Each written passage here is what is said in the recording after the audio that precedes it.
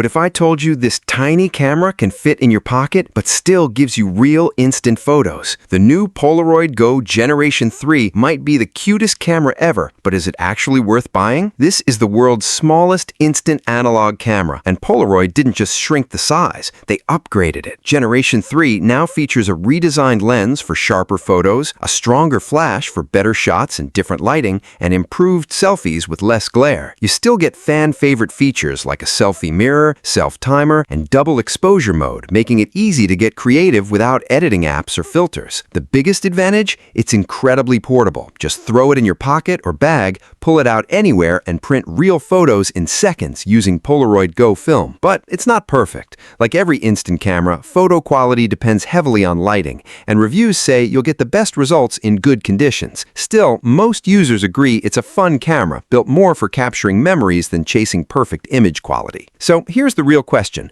Would you rather have thousands of forgotten phone photos or one tiny print you'll actually keep forever? If you love instant photography and nostalgia, the Polaroid Go Generation 3 could be one of the most fun cameras you can carry. Follow for more honest tech reviews.